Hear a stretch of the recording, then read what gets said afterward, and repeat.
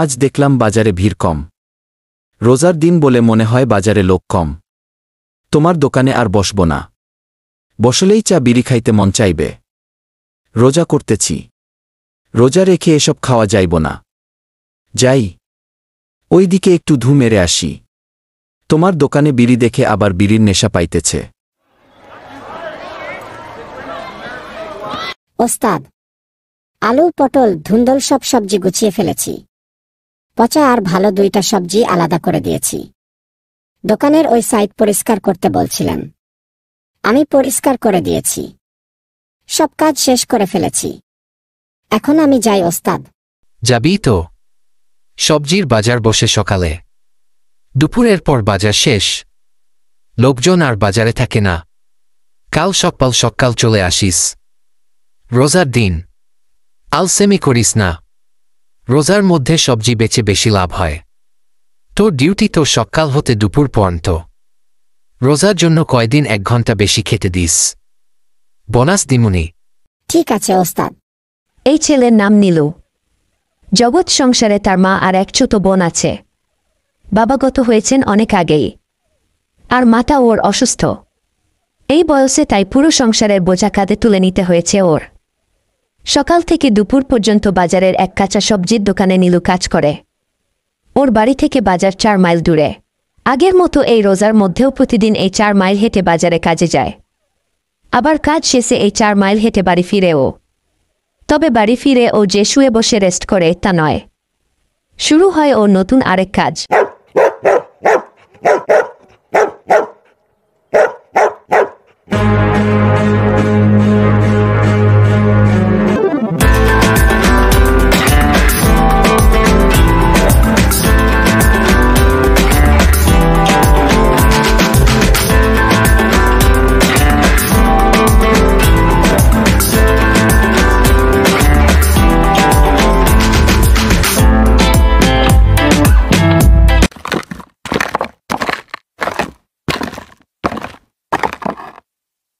আসছিস বাবা?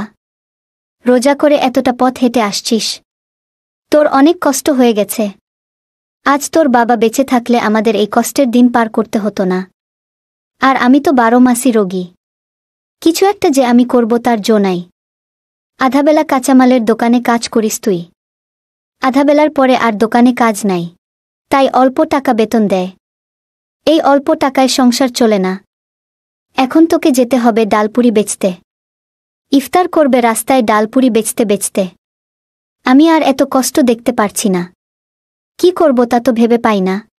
আরে মা, এত চিন্তা করছেন কেন?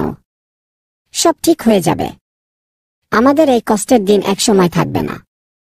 যার কেউ নাই তার আল্লাহ আছে। কে বলে আপনি কিছু করেন না? আপনি অসুস্থ মানুষ, তবুও সারাদিন বসে বসে ডালপুরি তৈরি করেন। এটা কি কম বড় কাজ? আপনি এত পেরেশান হবেন না। সব ঠিক হয়ে যাবে। এখন দেন ডালপুরিগুলা। বেচতে যেতে হবে। ভাই, এইবার রোজার ঈদে আমাকে রেশমি চুড়ি কিনে দিবা। পরে ভুলে যেও না কিন্তু। চুপ থাক। খালি আবদার আর আবদার। খেতে পাইনে, আবার রেশমি চুরির বায়না। থাক মা, ছোট মানুষ। আচ্ছা, তোকে রেশমি চুড়ি কিনে দিবনি। এখন আয়, ডালপুরিগুলা হাতে হাতে ভ্যান গাড়িতে তুলে নেই। বেচতে হবে ওইগুলা। দেরি হয়ে যাইতেছে। আমার লক্ষ্মী ভাই। ঠিক আছে, চলো ভ্যান গাড়িতে ডালপুরিগুলা তুলি।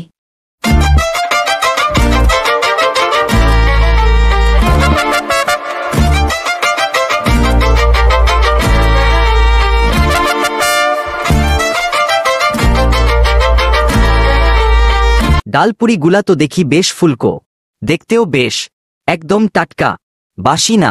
এই ডালপুরি দাও গরম গরম, ইফতারের সময় খাবো। গরম দেখে দিবা।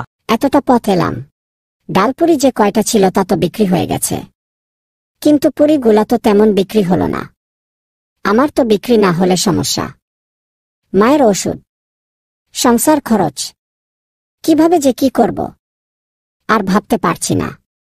মাথা ধরে আসতেছে আমার। আল্লাহু আকবার, আল্লাহু আকবার, আল্লাহু আকবার, আল্লাহু আকবার।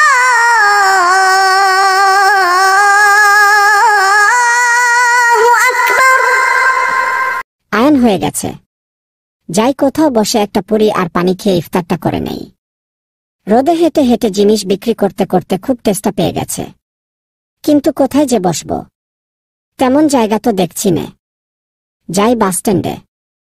ইফতারের এই সময়ে কম লোক থাকে সেখানে। টেস্টায় বুকের জাতি ফেটে যাবে মনে হইতেছে। লোকজন কমই আছে আজ বাসস্ট্যান্ডে। রোজার লোকজন কম, আমার বিক্রিও কম। কি যে করব? সংসার চালাতে কষ্ট হয়ে যাবে এই রোজার মাসে। এখন ইফতার করে নেই, এরপর ওই দিকে যাব বিক্রি করতে।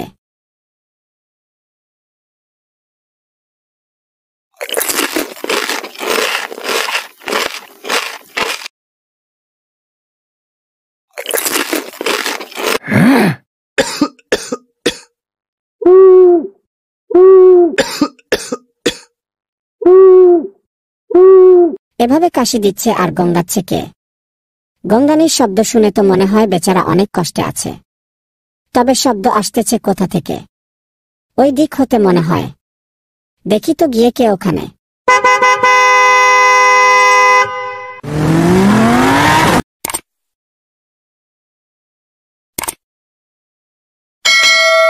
কে? কে ওখানে? আমি বাচ্চা। তা তো বুঝলাম। এই অন্ধকারে বসে কি করছেন? কি ভয়টাই না পেয়েছিলুম। আর একটু হলেই আমি নাই হয়ে যেতাম। কি করব বলো, আমার শরীর অসুস্থ। তার উপর আজ 3 দিন কিছু খেতে পাই নাই, তাই হঠাৎ মাথাটা ঘুরে উঠল। বসে পড়লাম এখানে। হায় রে, মানুষের কষ্টের শেষ নাই। আমার কাছে পুরি আছে, নেন। পুরি দিয়ে ইফতারটা করে নেন।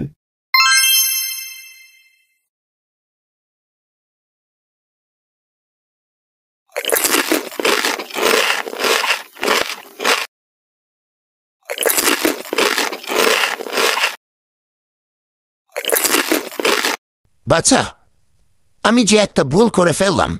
কি? কি বলবো বাচ্চা, আজ 3 ধরে না খাওয়া আমি। শুধু পানি খেয়ে রোজা করতেছি। আজ তুমি যখন খাবারটা দিলে তখন কিছু না ভেবেই ক্ষুধা তাড়নায় গোগ্রাসে খেতে শুরু করেছি। কিন্তু আমার একবারও মনে নাই যে আমার কাছে কোনো অর্থে করি নাই। এখন কি করে তোমাকে টাকা দিব? কি করব আমি? কি ভুল করে ফেললাম? এখন কি হবে? আপনি পেরেশান হবেন না। আমি এমনিতেই আপনাকে খেতে দিয়েছি, কোনো টাকা লাগবে না। আর আপনি তো চান নাই, আমি নিজে থেকে দিয়েছি। আপনার মতো বুড়ো একটা মানুষকে সামান্য সাহায্য করতে পেরে আমি খুশি। আপনি তো আমার দাদার বয়সী। তোমার মনটা খুব বড়। কোনো মায়ের সন্তান না জানি তুমি এমন শিক্ষা তোমায় দিয়েছেন। ধন্য সে মা, তুমি আমায় দাদার সম্মান দিলে। আমি খুব খুশি হয়েছি। আল্লাহ তোমার মঙ্গল করুক নাতি। হঠাৎ করে পরিচয় যখন হলো তখন এই পরিচয়টা না হয় ধরে রাখবো আমরা। হ্যাঁ, আমি আজ হতে আপনার নাতি। এই রোজার দিনে আপনার সাথে পরিচয়। আমি আপনাকে রোজাদার দাদু বলে ডাকব। ঠিক আছে, তোমার যা খুশি দেখো। তো রোজাদার দাদু, আপনি যাবেন কোথায় এখন? আমার যাওয়ার কোনো জায়গা নাই, আমি এই রাস্তাতেই থাকি। রাস্তায়? কেন? আপনার কি কোনো বাড়িঘর নাই? কোনো আত্মীয় স্বজন কি নাই? ছিল এক সময় সব, এখন কিছু নাই। আমার বাড়ি সেই দূর দেশে। তোমার বাড়ি কোথায়? তোমার কে কে আছে বাড়িতে? আমার বাড়ি তেঁতুলপুর গ্রামে। আমার বাবার নাম মধু মিয়া। তিনি আর দুনিয়াতে নেই। বাড়িতে আমার এক অসুস্থ মা আর ছোট এক বোন আছে। তোমার নামটা তো বললে না। আমার নাম নীলু। তো রোজাদার দাদু, গল্পে গল্পে তো অনেক সময় পার হয়ে গেল। আমি ডালপুরি, সিঙ্গারা, পুরি এসব বেচি। ওই দিকে যাব এখন বেচতে। আজ তেমন বিক্রি হয় নাই। বিক্রি না হলে সংসার চলবে না, না খেয়ে থাকতে হবে। আপনি প্রতিদিন ইফতারের সময় এইখানে থাকবেন। পুরি সিঙ্গারা যে দিন যেটা আমি বেচতে আনব সেটা আপনাকে দিব ইফতার করতে। 3 বেলা আপনাকে খাওয়ানোর সামর্থ্য আমার নাই। অন্তত ইফতারটা না হয় করাই আমি। আমি আসব। জানি না কেন তোমার জন্য মনের ভেতরে টান অনুভব হচ্ছে। তোমার মায়ের টানে হলেও আসবো আমি।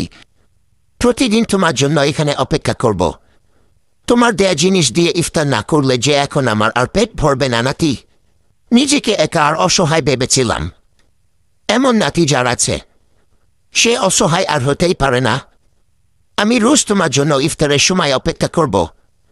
আমি তোমার আশার আশায় থাকবো নাতি। মনে থাকে যেন, ভুলে যাবেন না আবার। পরে বলবেন, বুড়ো মানুষ, ভুলে গেছি। আমি এখন যাই ওই দিকে বিক্রি করতে। খাওয়াই পেট ভরে, কিন্তু দিলটা কি আর ভরাতে পারে? কথায় পেট ভরে না, কিন্তু কথার জাদুতে দিলটা ভরে যায়। আমি তোমার কথায় আচরণে মুগ্ধ। আমি কি আর না এসে পারি নাতি? আমি গেলাম দাদু।